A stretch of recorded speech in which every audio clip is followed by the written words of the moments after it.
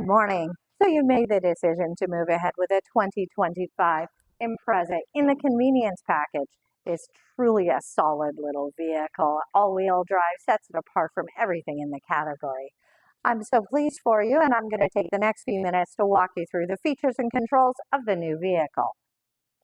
The Impreza, like the Crosstrek, had a redesign for 2024, so it now has some new styling and new layout for you. As the convenience package is the entry, there are certain features that it doesn't have of upper packages, but of course it also doesn't have their price point. So you do have the 152 horsepower 2-liter boxer engine, and in the convenience package, you have the 16-inch wheels that are a steel wheel with hubcaps. You have the EyeSight, which is the 2 forward-facing cameras. That's your pre-collision braking and the adaptive cruise control. Those are standard. And also now it has LED steering responsive headlights standard. When I'm talking about EyeSight, it is here. You've got your 2 forward-facing cameras. That's going to be that pre-collision braking and the adaptive cruise control. Also with the redesign, it has the addition of this mono camera. So that's going to help with the high beam assist when you're going out and doing your highway drives. So politely going to be able to have you in high beams, but then dim the lights down when a car is coming towards you and reset them back when they pass. Very Canadian, so terribly polite of Subaru to do that for us. For the convenience package as well, you have a physical key. It does have the electronics, you have the lock, you have unlock, which clicking it once is going to be unlocking your driver's door. Double clicking will unlock all passenger doors, and it has a trunk button. It will unlock your trunk. You also have the panic button, so it will honk your horn and flash your lights if you've forgotten where you've parked. Features-wise, if we start from your driver's door, then this is going to be your mirror control. So you turn the dial in whichever mirror you're wanting to adjust, and then it's going to be a push adjustment. Your lock and unlock, your auto front mirrors, no windows, your back windows, and then this is a child window lock. So if you push that in, then it means only the driver is going to have adjustment. So this is our cloth seating. We'll give a little overview of the interior of your car. We've got the 2 split 7-inch screens. You have your 8-way power adjust seat. So of course you do have height adjustment. You can pump it up, or to go down you do a reverse pump. And then you have the bar to the front for your forward and back adjustments. The angle control is tucked into the corner here. And now we'll go through your interior features. The left side of your wheel is all about stereo controls and hands-free. So your volume is at the bottom here. It is now answer a phone call, hang up a phone call, mute your radio, or your voice controls.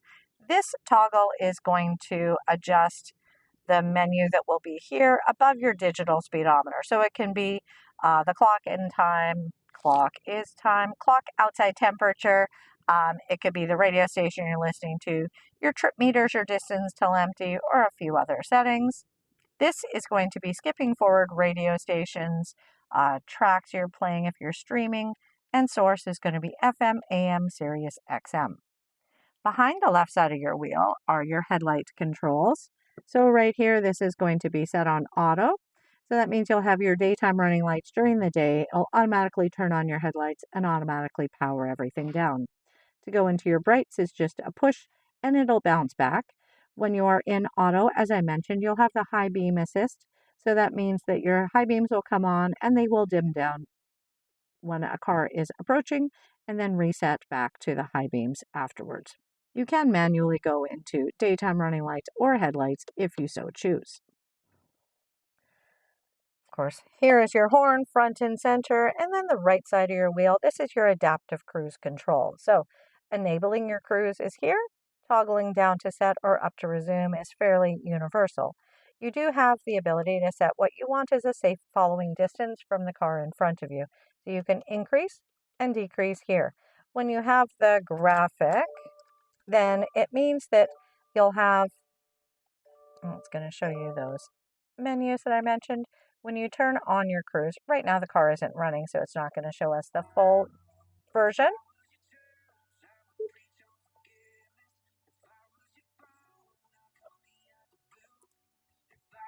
this is going to show that you would see the car. It would have the lines in front of it here. So you can decrease down to 1 and you can go up to 4 lines. Right now it's also showing the lane centering. So that is something that you can choose to turn on. That's going to be in addition to the lane departure warning. Lane departure is just going to let you know if you're drifting out of a lane. Up to 65 kilometers, you get a notification here saying lane departure. Drifting out of a lane above 65 kilometers an hour, you're going to feel the car kind of nudge you back over, and then it would warn you about lane departure. Choosing to turn on or off the lane centering is going to be a more active steering adjustment. So if you are using your cruise and not the lane centering, then you have the lane departure working. If you turn on lane centering and you are using your cruise on a road where it can read both sides of the lane markings, it's more actively going to make steering adjustments so you don't drift either side out of the lane. You do have to keep your hands on the wheel as it is not a self-driving car and it will never be a self-driving car. Now let's take a look at your infotainment screen. It is a nice blend of buttons and analog. We'll get a few of these stickers out of the way so that I can actually show you what things are. The top left, this white sticker, that is covering your four-way flashers. So when you need your hazard lights, they're right there. But you do have volume dial and a tuning dial. So you have still things that you can do without taking your eyes off the road. Also in the convenience package, everything that is here, effectively you have buttons for as well. So if we start with your radio, you have FM, AM, and 3-month trial of Sirius XM. You also have 18 presets, so you can dial in whatever station you want, and you're just going to press and hold until it beeps, and then that sets your preset. You can overwrite them as many times as you want as well. You can physically use your tuning dial to get to the settings that you want. This home button will take you back to your main screen from any of your settings. Settings itself is going to be your display and configuring the car how you want. Sound, each sound that the car makes has its own setting volume. Currently it's set at medium. You can adjust up or down wherever you want. And then it has phone settings and radio. To connect your phone, it walks you through it. So it's going to tell you, go into your settings on your phone. You're going to select Bluetooth. You're going to make sure that Bluetooth is enabled. And then you're going to search for the Impreza prompt and follow the directions. You do have Apple CarPlay as well and Android Auto. For that functionality, you are just going to have to plug a good quality phone cord into the USB port there. With the split of the screens now, the bottom screens is all about your safety controls and your hands-free. So your vehicle control, this is going to be talking about if your traction control is on or off. The auto vehicle hold is a feature. So when you would be driving on a steep and hilly road, if you got to a stoplight on a hill, you take your foot from the brake to the gas, the car could roll backwards. You certainly don't want that. So that would mean that auto vehicle hold keeps you in place until you put your foot on the gas to release. Driving assistance is going to go through your pre-collision braking, which is your pre-collision braking, and you can also set what distance you want. So again, it's set at moderate. If you want to have it warning you sooner or later, then you can also set that. More settings will be about the volume of your warnings. You can always switch over to miles and miles per gallon, and you can turn on or off your auto start stop. So that is the fuel saver that when you are meeting the criteria, you get to a stoplight, then the vehicle turns off. It can save you up to 10% on fuel costs during the time that that gets utilized.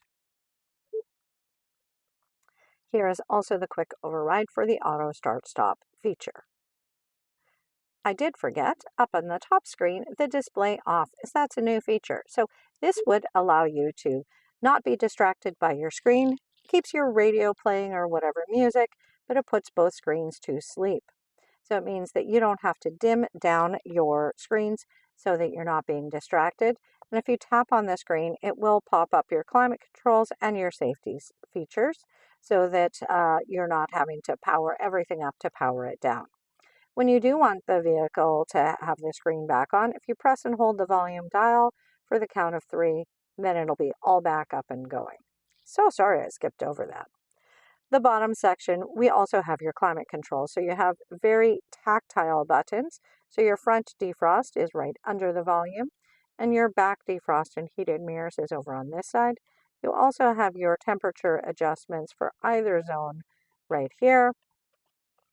Your fan is all the way at the bottom, and I found it's very easy. If you have your hand on the gear shift, just to go straight ahead, and then it means that you are in good, if I didn't have nails, you're in good placement for making those adjustments for your fan without taking your eyes off the road.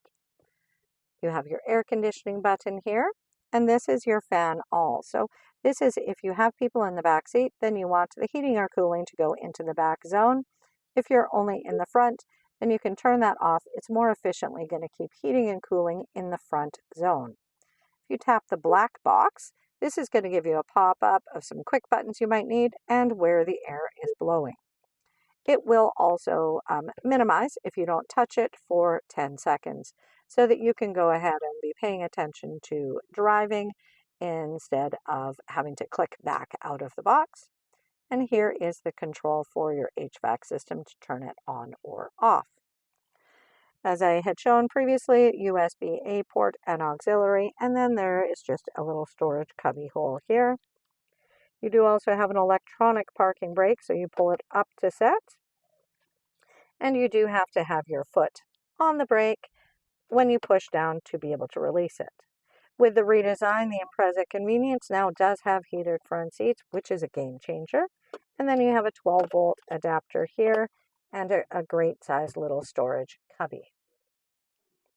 All right, I am stealing the detail bay in a busy morning while I'm doing this, but your trunk release, so directly underneath the Subaru logo, you will find a long rubbery button. So right in here, that is your trunk release, and this is your backup camera. When you use your back window washer, it will also rinse off your backup camera, but the Impreza is no manual tailgate. It's no power tailgate, it's only manual. You do also get a physical manual with your vehicle, and as this vehicle has the rubber floor mats, your carpet floor mats are in the trunk. You do have tie downs there if you are wanting to fold down a D-ring to tie something down. You have light here.